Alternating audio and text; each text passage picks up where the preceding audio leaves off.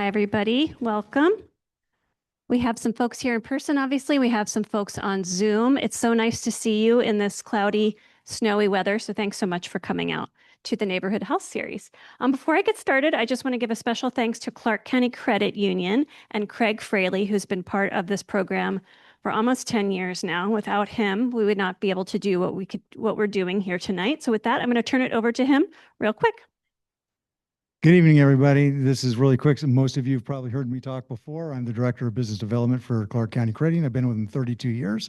And we are the medical filled credit union, and we are very proud to sponsor Rosamond's Neighborhood Health Series. And if you have an allergic reaction to banks, we are the cure. And so we're not for profit. We're owned by our members. Every decision we make is for the benefit of our membership. Some people already have the magazine. There's some out there on the table, and you can join online or over the phone. If you have any questions, just give us a call and we'll make up something that sounds good. You guys have a wonderful evening tonight, and thank you very much. Thank you. Thank you to Clark County Credit Union, which will soon be rebranding to Create Credit Union. So that's very exciting. So we are about to introduce our guest. A couple just housekeeping items. We are recording this, and we post the recording to our website. So if you have any questions or anything you'd like to go back and find, or if you'd like to share it with anyone, bless you, you're welcome to do that. We're going to hold questions to the end. And then when you do ask your question or you have a comment, I'm going to make sure you have the microphone in your hand. And if you don't, can I get you some water? Let me get some water. Nope. No more water. He has one. Okay. Oh, I don't want anyone choking. So anyway, I will give you the mic for your questions. So with that, I'd like to introduce our speaker tonight. Amy Hachquet is the Associate Director of Community Programs for Southwest Medical Hospice and Optum Palliative Care, where she oversees business development, volunteer engagement, and community partnerships. In this role, she strengthens relationships between providers and the broader community. She holds a Master's of Science in Individual, Couple, and Family Therapy from the University of Nevada, Las Vegas, and a Bachelor of Arts in Psychology from Biola University. Jeff Long, who's up here in the front, has served as a bereavement coordinator with Southwest Medical Hospice since 2020, where he supports families through grief and loss with compassion, presence, and steady guidance during some of life's most difficult transitions.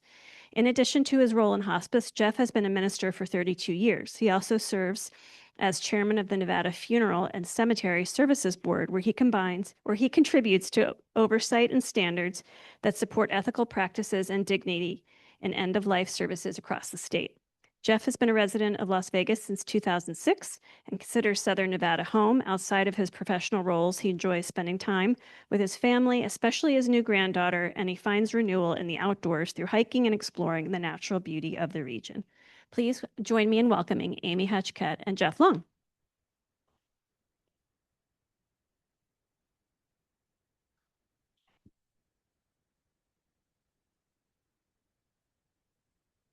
Good evening, everybody. Thank you so much for being here with us tonight, both those joining us here in the room and those connecting with us virtually. We truly appreciate you taking the time to sit with us on this part of the conversation. And I just want to open up by saying we recognize that people come to a topic like hospice with grief and with very different experiences and perspectives. Some of you may have had personal experience with hospice care. Some may be supporting loved ones right now, and others may simply be here to learn more and to better understand what these services mean for our community. So wherever you are coming from, we want to provide information that feels approachable, practical, and meaningful to you tonight. I also want to acknowledge that conversations around serious illness and end of life can feel emotional, unfamiliar, and we create a foundation to where we understand that going into this. And our intention is definitely not to overwhelm, but rather to create a space where we can openly talk about what support feels like, what it looks like, both for hospice patients and for the people who care about them. So as we move into our objectives,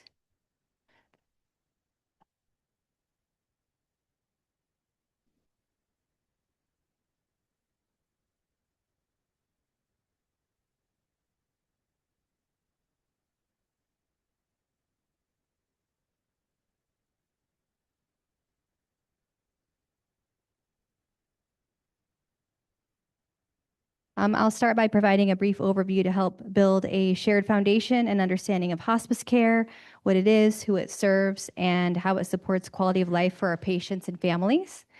And then from there, we'll transition into an equally important part of the journey, which is navigating grief. So Jeff will be guiding us through topics such as anticipatory grief, the difference between grief versus mourning, the 6 needs of mourning, and practical coping strategies that can help individuals and families move through these experiences with support and understanding. But our overall goal is really about education, awareness, and giving you tools and perspectives to help you, whether personally, professionally, or in supporting you, someone that you care about. Okay, so in just laying a foundation in terms of hospice care, what it is end-of-life care for patients who've been given a prognosis of 6 months or less. It is, at this point, comfort care, comfort-focused care without curative treatment. So at this point, a patient may be letting go of things like dialysis or chemotherapy in favor of comfort and being able to be at home.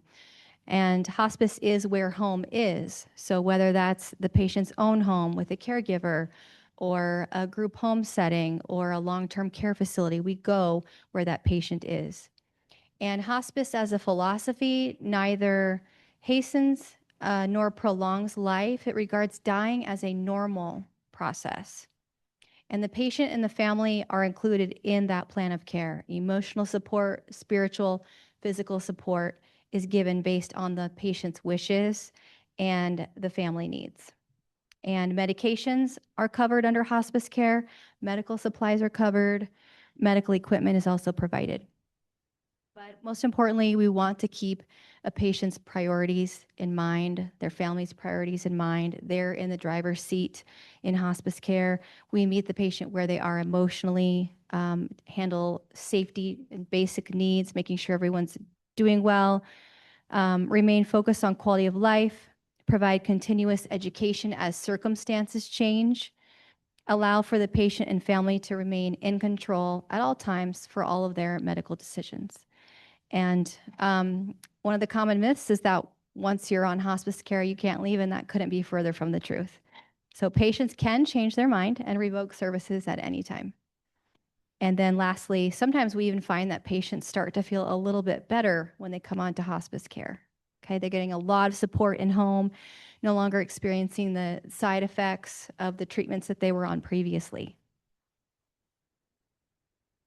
So the hospice care team, and regardless of which hospice you may be thinking of, it's pretty standard where a team will have a medical director that's overseeing the whole clinical team.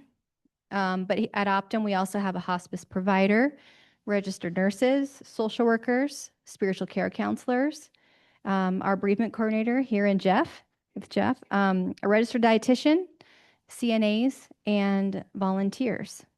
And on that volunteer side, we have a pretty robust group. Volunteers are wonderful. They fill in some of the gaps where the care team might be busy handling some of the physical needs of the patient, but the volunteers are there to provide compassionate presence and emotional support. So we have a massage therapy program. We offer pet therapy, musical intervention. We have a monthly greeting card program, the lost art of letter writing and handwritten notes. So our patients all receive a note every month from a volunteer. And as I mentioned, companionship, caregiver respite visits. So if a patient is of advanced age, they may also have an adult child that needs to handle their own medical concerns or get out and do what they need to do. So volunteers also help a lot in that way. And lastly, grocery shopping. So volunteers will go out and handle that for patients and their families as well. All right, so when someone passes on hospice service, the family members or whoever was identified as the caregiver will receive a survey from Medicare.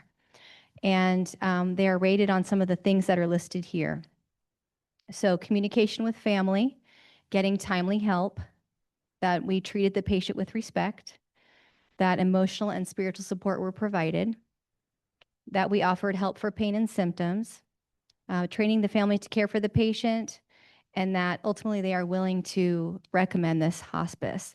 So there's many hospices here in Clark County, but one thing you want to be mindful of just generally is what their star rating is. So the highest rating that you can achieve is a 5.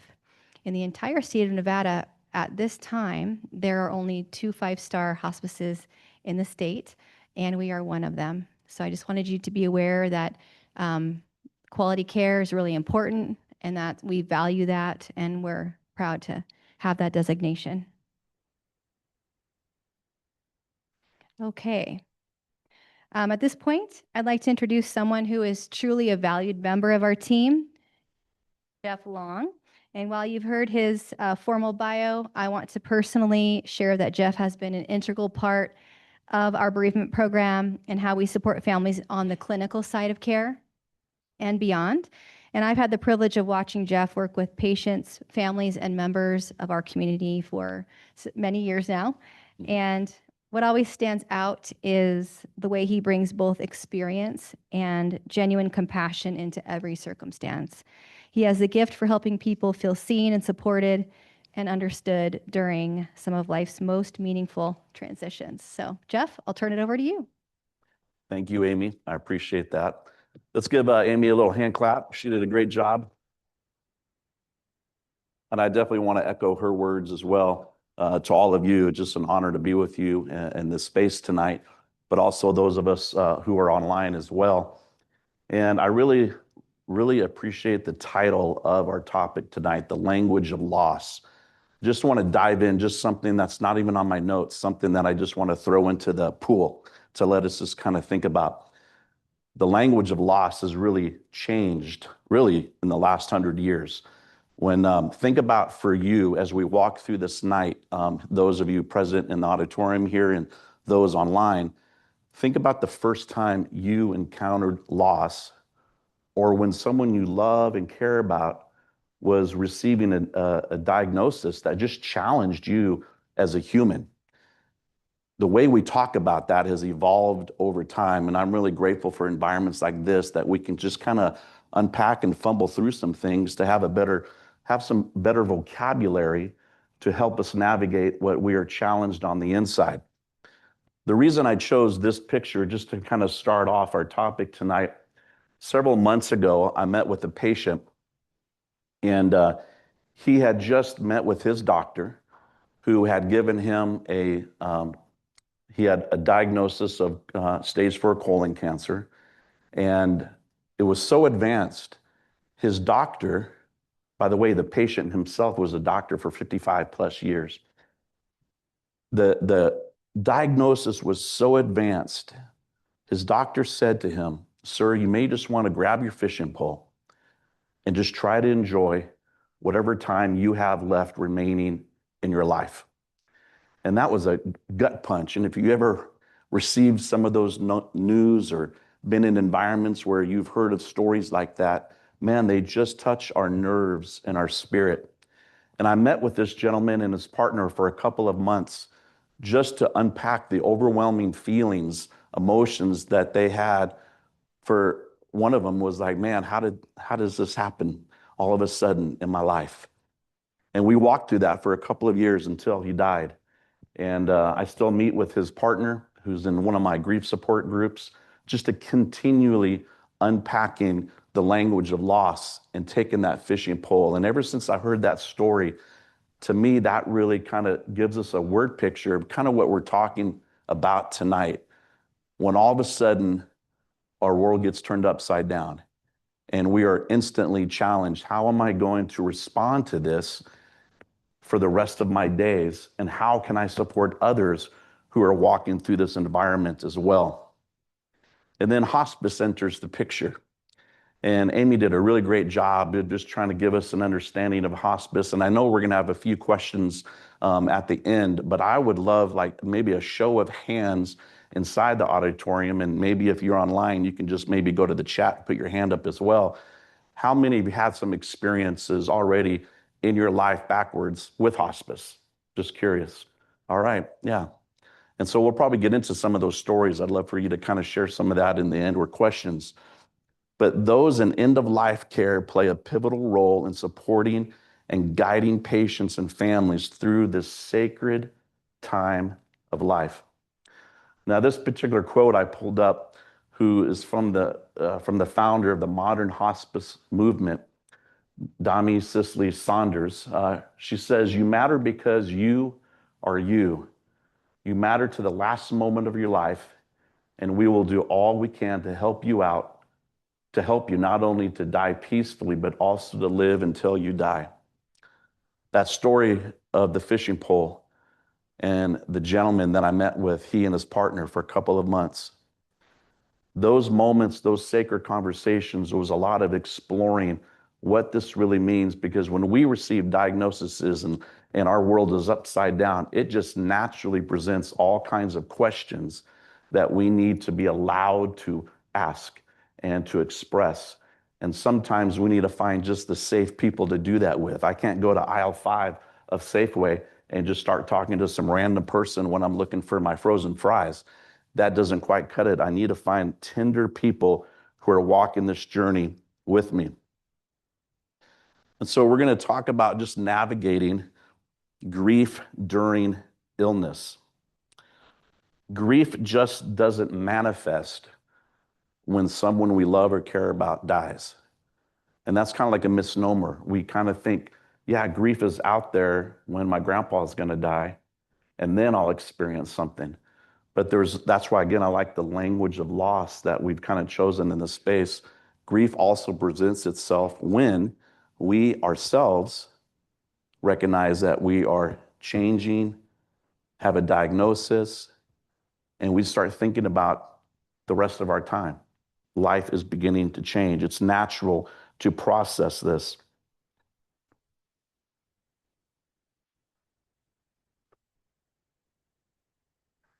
Anticipatory grief affects both the patient receiving a terminal diagnosis and the family members who love them. Anticipatory grief simply means anticipating there will be a day. We just don't know when that day is. And it can be scary, frightening, shocking, confusing, all of those kind of emotions. That's what this anticipatory grief is really referring to in this particular space and time. We don't only experience grief after a loss, we often experience grief before. Like I said, questions emerge during this particular time. How did this happen? Why is this happening? What can I do about it? A few thoughts just to consider as I kind of dive deeper into this space for us. One of the important things when we're beginning to walk with support, I'm kind of using an illustration that you and I are supporting a loved one who has some kind of terminal illness. Now, I'll pause. Anticipatory grief can also manifest from divorce, a loss of a marriage, a job loss, broken relationships, us getting older in our lives.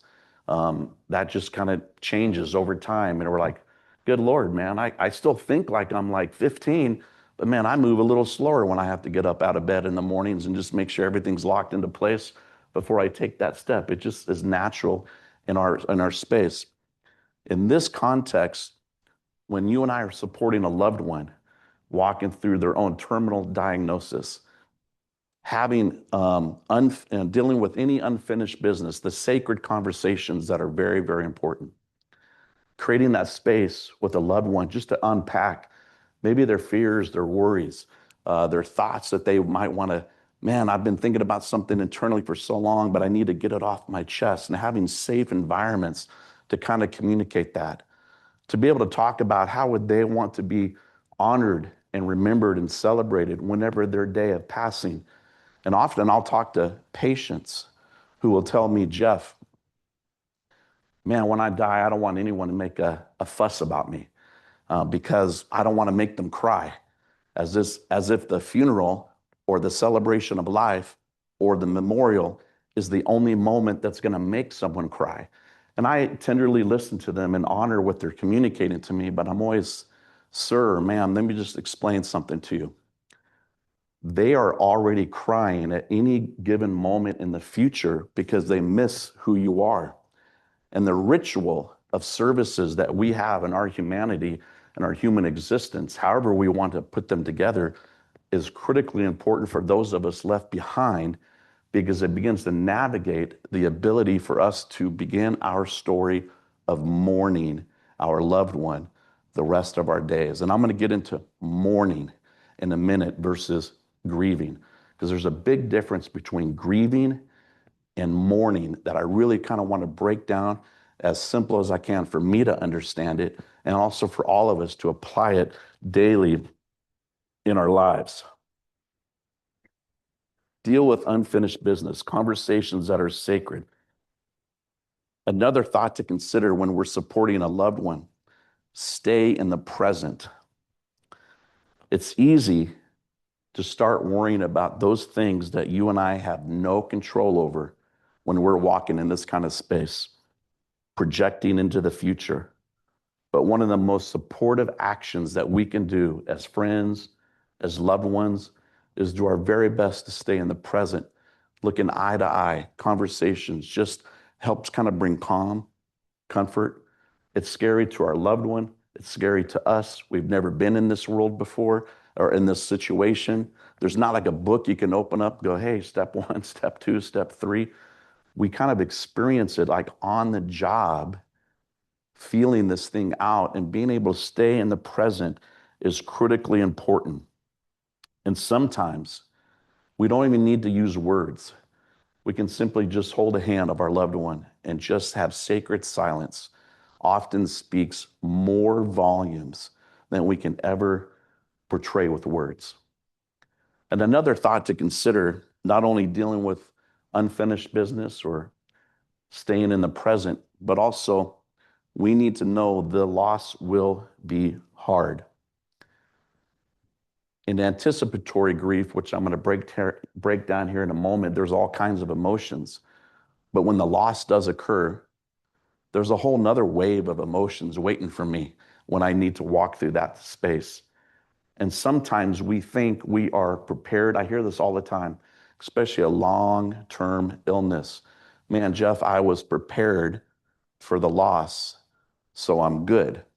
Now, I can kind of understand where they're at, what they're communicating, but at the same time, I'm waiting for them to come up for air to call me and ready to talk, because when the pain of our loss wants to hit you and I, it'll manifest and show up whenever it wants to. And it's just another emotional space that we are walking through. It will challenge us in our emotions and how we are to honor that space as well. And so here I just wanted to kind of give you a few bullet points for those of you online and all of us in the room. The understanding and the difference between grief and mourning.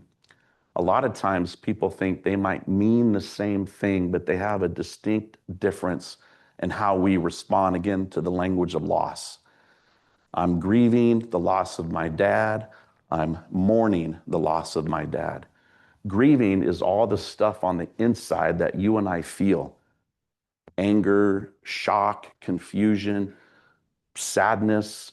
Sadness is a real important emotion that we need to embrace, obviously, when we are walking through loss and experiencing loss. It's all tied to the love, to the relationship of the person that we're talking about. It's the emotional response we all have when encountering loss. And the culture that you and I live in today, man, nobody wants to talk about it. It's almost like, hey, death occurs, I'm good, I'm strong, I don't need to cry. And even when I do services and listen to folks like, oh man, I'm trying to be strong. I understand, we understand what they're communicating, but I think there's great strength when we can be vulnerable and we can shed our tears and tied to the love that we have, because we're always missing our persons.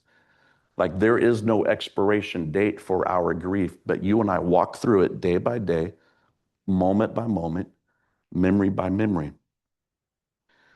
So grief has everything to do with the inside emotions that we feel. And this is why it's challenging in our culture. It's getting a lot better. Y'all are providing environments like this to have some talk about it and communication. But think about when y'all grew up as little people. How many talks like this did you attend?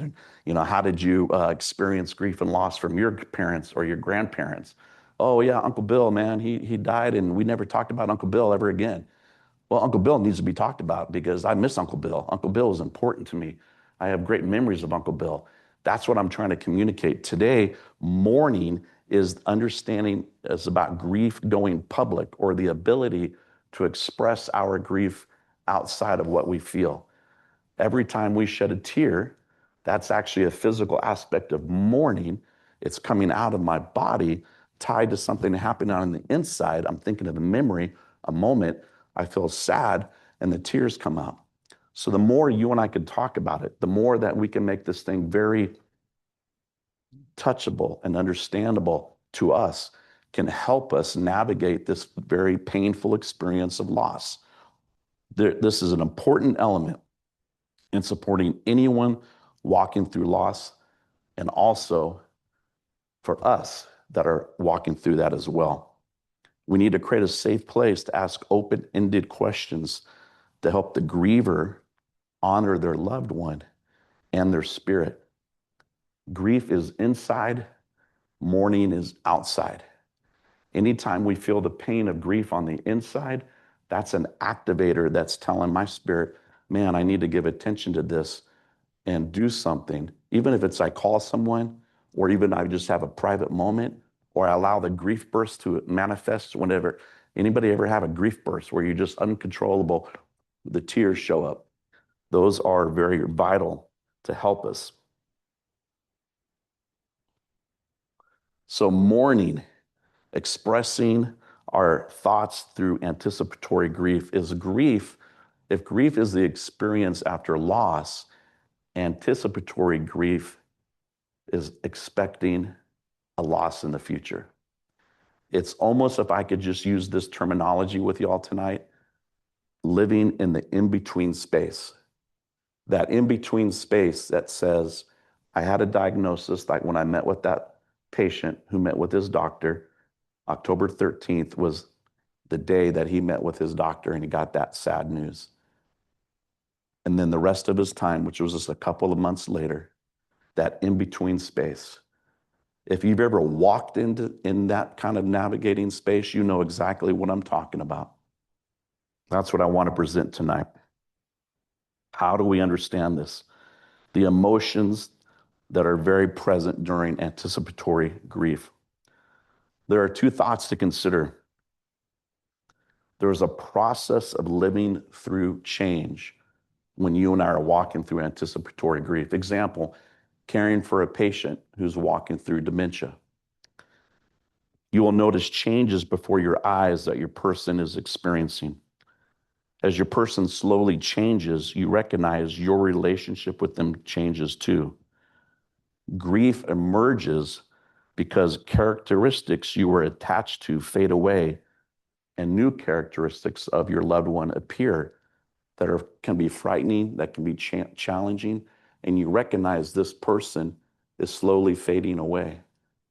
They refer to this as the long goodbye, which is a very, very real pain. And any diagnosis, any length of time, it's sad, it's challenging, it needs that emotional support. That's why one of the things Amy brought up in her presentation, talking about what's important for the priorities of the patient, is not only do they get medical attention constantly, but it's all the emotional support that we need in that time of life, being able to just talk about our fears and our worries and the feelings that are conjured up in our spirit when we are walking through this moment. We grieve what's changing while still showing up for what remains. Another thought to consider when you and I are navigating anticipatory grief, it's a tendency to project ourselves forward in time. We naturally begin to worry about what will happen after the loss that you are anticipating is over. That's just a natural phenomenon. Our minds just kind of go everywhere in life anyway, but especially in this moment as well. So, how is anticipatory grief different from regular grief? Again, I've talked about anticipatory grief happens during change, a period of change, which can be very unpredictable, can be very chaotic. You know there will be a day, you just have no idea when that day will appear on your calendar. You may experience heightened emotions as a person undergoes the change. You may begin to understand this in-between time as both a privilege and a hardship. Last Friday, when I met with another patient and I presented this concept to him about living in the in-between space, it really made sense for him. He's like, man, I don't want to talk about me dying, even though I know I'm dying. He's changing. I don't know how to communicate this to my wife, who's my main caregiver. And so we just talked about that, like you both are experiencing your own in-between space. It's an individual emotional response tied to the same person, and each can have their own viewpoints that need to be honored and talked about and discussed. And so Monday he calls me, he's like, Jeff, when can you meet with me and my wife so we can all talk about that in-between space?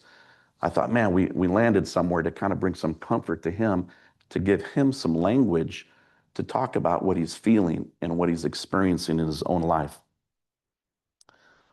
So one of my mentors, Dr. Alan Wolfelt, he's a counselor, grief educator, author for about 40 plus years. His books, his material is just some of the best stuff that I've ever read, again, about the language of loss to help navigate our own spirits. And I came across one of his teachings that he presented about these 6 needs of mourning. Again, because grief is all individual to us, we all will kind of mourn our own way. There's no right way to mourn. Again, mourning is expressing outside of us that what we feel on the inside and relating to loss. You know, examples of mourning, I've already talked about crying, but another example would be talking to someone, you know, a safe person that we can unpack, someone who's not judgmental to us. Man, maybe listening to a song or a music that might be comforting, yet tenderly painful, kind of honoring that important space. Being alone in nature. There's all kinds of different ways to help us navigate this, but he presents these basic needs of mourning that we all kind of cultivate in our lives. And I just wanted to kind of walk them through briefly in the context of our gathering here tonight. Mourning need number 1 presents acknowledge the reality of your grief and the pending loss.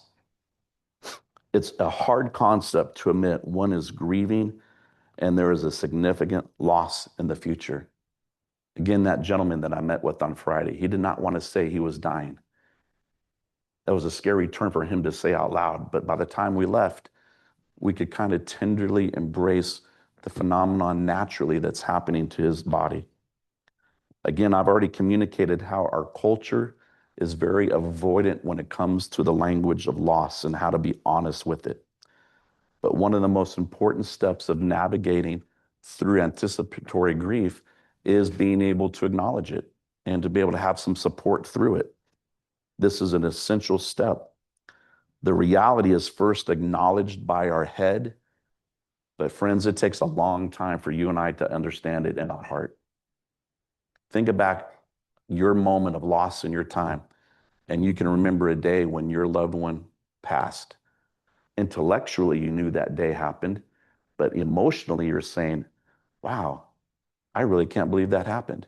And we just naturally ask questions. The same phenomenon when you and I are walking in that in-between space.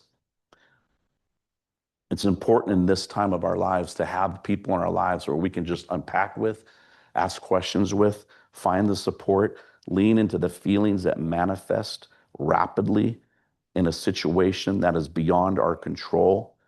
We are grieving. We're grieving a loss of this relationship that we've had forever. Number two, embrace both the pain and the joy of your anticipatory grief. There's all kinds of emotions that will appear again. Most of us do not want to feel confused, sad when these moments appear, or even guilty. We've all heard stories at times. Man, I feel guilty that I didn't stay more present or I was with my loved one. Or I feel guilty that I wasn't able to say certain things that I wanted to say to honor my person. In this space and time, may you and I find the right moments to kind of lean into these opportunities to express what we're feeling. If we feel anger, thinking that this gives us back some control, often it's really masking fear. Fear that we're just scared that this is way out of our control and there's nothing that I can do to stop this situation from happening. Even it can be surprising and confusing if I have happy feelings during this particular time. Feelings that we have can feel good, but also confusing. With this mourning need, no matter what our feelings are, it's important for you and I to give ourselves permission to embrace it and to feel it, because every feeling is legit and it's trying to get our attention to help us navigate something that is just so confusing all at the same time. Number three, explore memories associated with the love or attachment you're losing. When you and I walk through anticipatory grief, we're living through three time frames.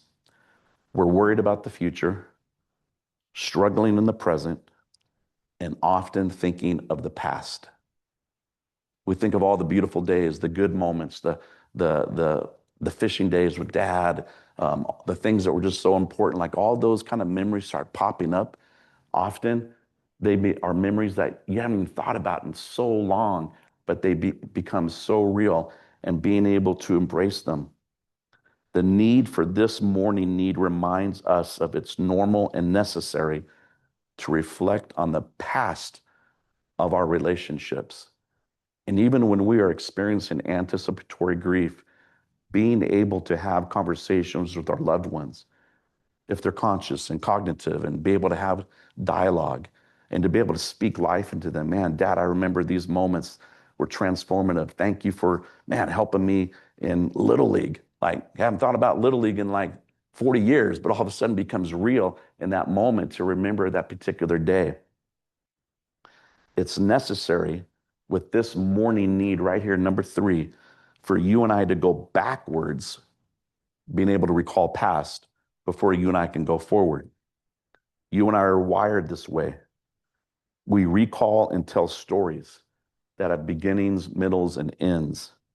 Memories create anchor points to help you and I navigate the turbulent terrain of loss. Because when we're walking this terrain of loss without our loved one or that relationship anymore, we have these memories in the future that just begin to manifest. And we just begin to go, wow, I remember that day. I remember that moment. I remember when I met my wife. I remember when I had that special time with my loved one. And they are helping us to process the grief. Being able to talk about that ahead of time is sacred. The in-between time presents opportunities, even if we can. Gather photos and items that are meaningful to the person who's experiencing loss. Tell them what they mean to you. Invite them to share what has been meaningful to them. What is something they are most proud of? What are you most proud of them about? The final three needs: develop a new self-identity. Our identities are often tied to who we are attached to. I'm a son, I'm a father, I'm a grandfather, I'm even a crazy sports fan. But when we lose relationships that we've walked with life, it's scary. We miss our spouse. We're going to miss our spouse. We miss our dad. We're going to miss our parent. That's the anticipatory in-between space that we're walking through. Who will I be after this loss is a natural question that needs to be honored and unpacked, because it manifests. Sometimes people might say, man, I'm Am I crazy to ask this question?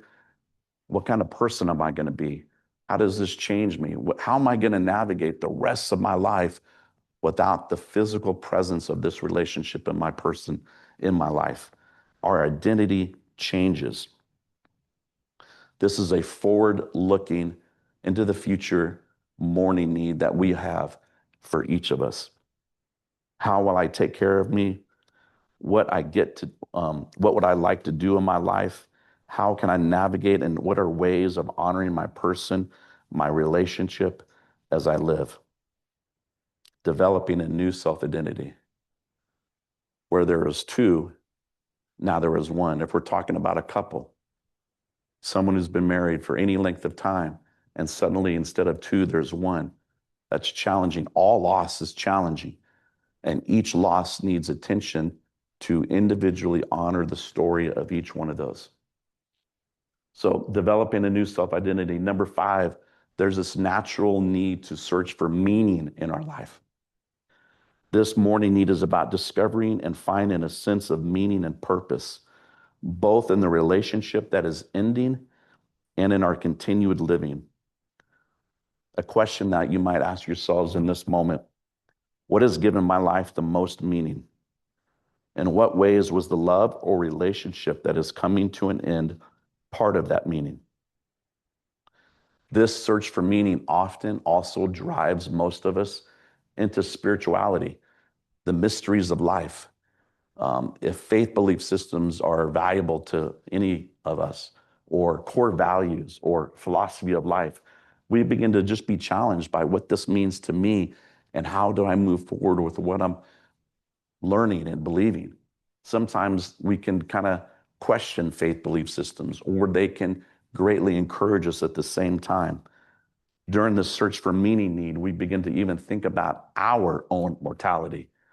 When my parent got a diagnosis, we eventually go, man, I better start going to the doctor. How am I really doing? Those are just natural elements and questions that we all walk through. It's during this need for meaning, when you and I are navigating grief during illness, to also take time to nurture our own spirit. Number 6, reach out for help and accept the help of others. Mourning outside of us involves other people. Some people think they can do it alone, as if they can just white knuckle and hang on to this and they'll be good in like 90 days. Well, we all know white knuckling doesn't help us so long. You and I need the support of each other, a listening ear, a friendly person, family, friends that can just hold space together. Again, there's no right or wrong way to walk through this, but if you and I can have the support of others to cherish relationships and friendships, support groups, vital relationships that really add value to your life, can help us through the scariness of what this is all about. One doesn't always have to talk about grief, but staying connected to such meaningful relationships during this particular time can provide connection and care. Now, before I close, I just wanted to share a brief story about my dad. Obviously, my dad's the gentleman on the left. That's me on the right. And this picture was taken in July of 2018 in Ohio. And my dad and I left fishing. We didn't really catch a lot. We always told my mom, hey, we're going to catch a lot at dinner tonight. My mom was always wise. She's like, yeah, it's okay. I got dinner prepared, but you and Dad just go have a fun time. This particular visit, July 2018, my dad's name is Randy. We were there visiting for a week, and I was like fishing with my dad every day. I noticed my dad was getting a lot slower, like moving slower, and it kind of was scaring me. It was really kind of not the dad that I remembered. And so my kids were asking me, man, Dad, why are you fishing with Papa every day? And I said to my kids, this might be my last time fishing with my dad. That picture is my last time fishing with my dad. The very last day that we were on the boat, In fact, that particular day, I just did not want to leave the water. I was driving the pontoon boat as slow as I could because I just knew instinctively, I don't know how I did, but I knew that was going to be the last time I was going to be fishing with my dad. It's the most mysterious thing. The next picture, you can't see it too well. November 2018. So just a few months later, my dad had suffered a couple of strokes, just out of the blue. And that's my mom.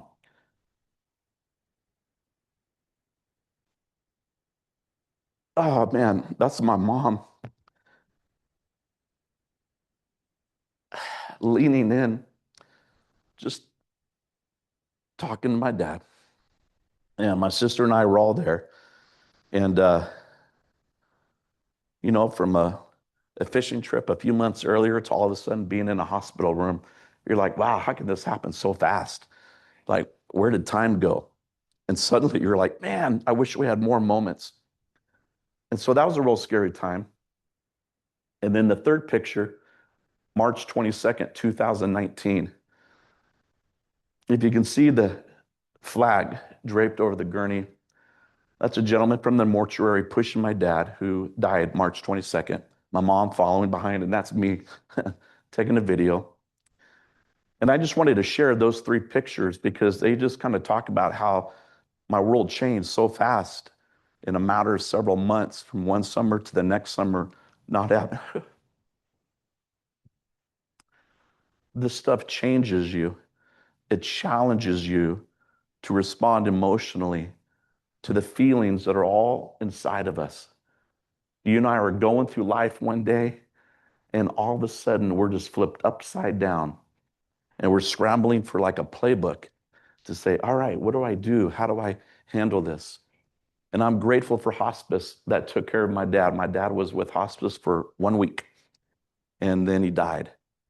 And ever since that day, I was actually working as a pastor at that particular time in those years. But I said, man, if I could ever have the opportunity to work in hospice, I would love to, because it was my way of just kind of honoring my dad, staying close to my dad.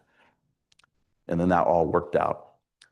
But I just want to say thank you for all of you being present tonight, just to kind of glean something. I know that was probably like a fire hose of information, but I'm just hoping on behalf of Amy and I, just one thing kind of just lands in your spirit to kind of to help you navigate anticipatory grief, and even grief that you've been carrying that hasn't been talked about or unpacked for other losses in your lives. And Vanessa, thank you so much for the privilege of being here, and those online as well. And we just want to, I'm going to pause my remarks, and if any of y'all have any questions, we want to kind of create that space and opportunity as well. Yes, ma'am. So she's going to bring the microphone over to you so you can, so everybody online can hear your question as well, ma'am. Husband says that's a stupid question. Anyway, how old your father here? I'm sorry? How old your father? How old is my dad right here? 70. How old? Yeah, in that picture, how old is my dad? 76. 6 and 77 passed away. Yes, ma'am. He looks so healthy. Yeah. Yeah, isn't that crazy? We were just fishing, having a good time.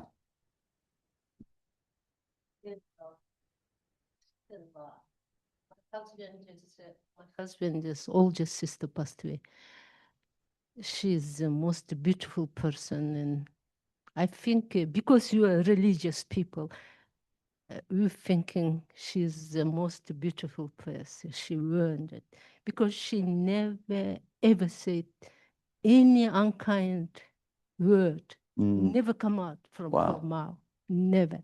She's always time calm and nice and kind, and sometimes I come and say, "Oh," telling she's Always calm and kind. What's her name? Oh, Cynthia. Cynthia? Mm-hmm. Oh, wow. That's a pretty name. And when she passed away, I was sitting, and of course, she's It's the most lovely, my favorite.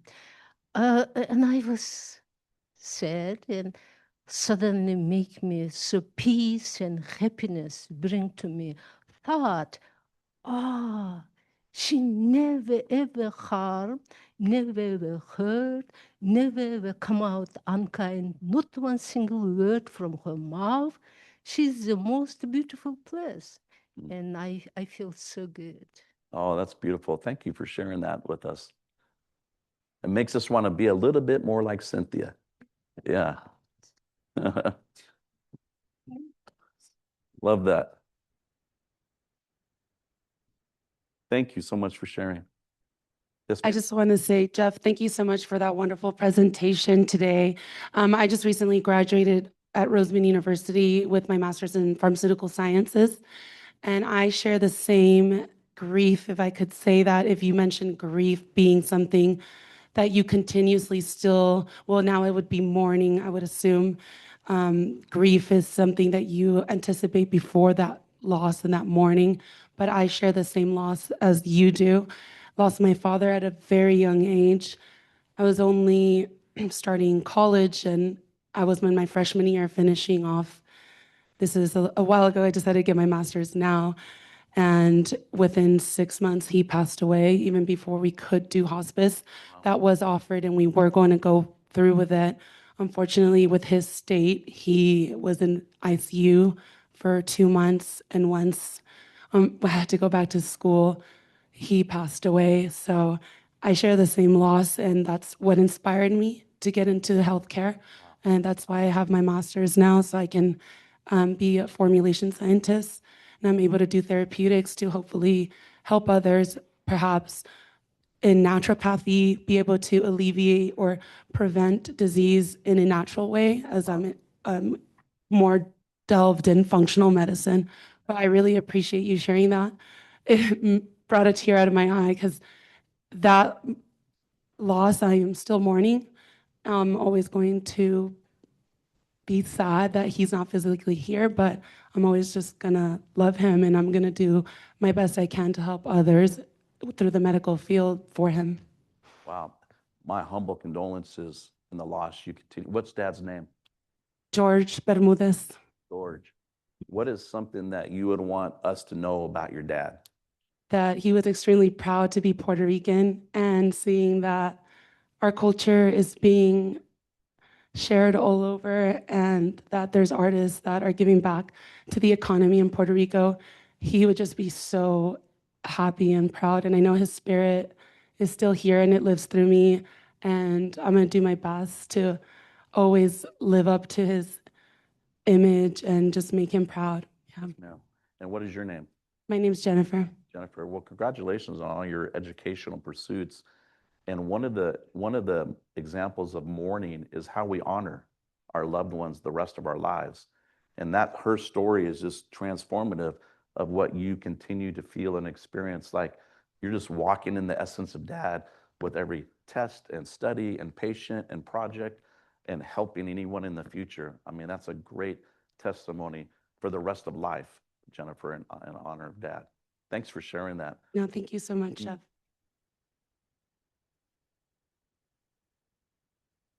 Well, first of all, thank you for that really good information. And I do want to find out what the other 5-star was. Was Nathan Adelson, or who was the other 5-star? Okay. I think I've been a hospice volunteer for different organizations. And one of the things I've sort of experienced is the frustration of the hospice patient wondering when it is their time and wondering why they just can't press the red button.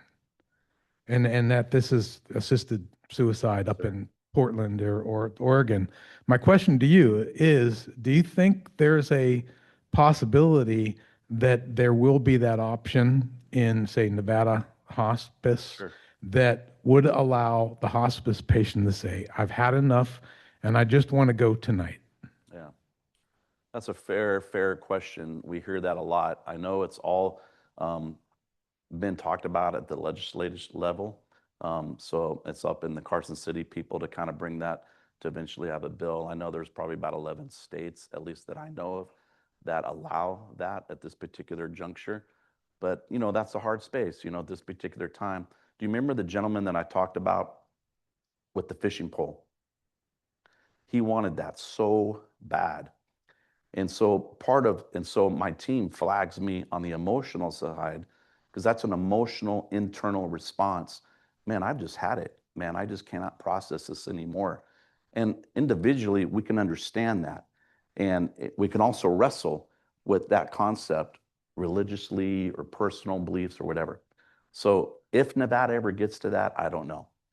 That's something like way above me. I'm this like little guy down here on the ground. But when we have patients and families and members talking about that, we need just to honor that emotional space. Like, man, yeah, I understand you wish you could have a red button, but we don't. So what are the struggles? And a lot of wide open conversation and anguish and tears. But that's a fair question and asked often. Yeah, Thank you. you bet.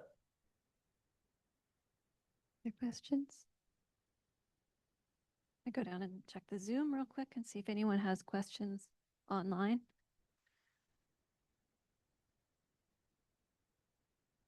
Feel free to unmute if you do on Zoom and let us know your question. Let's see any other questions? Thank you for being here tonight, Amy, Jeff. Thank you so much. And we'll see you next time. Get home safely.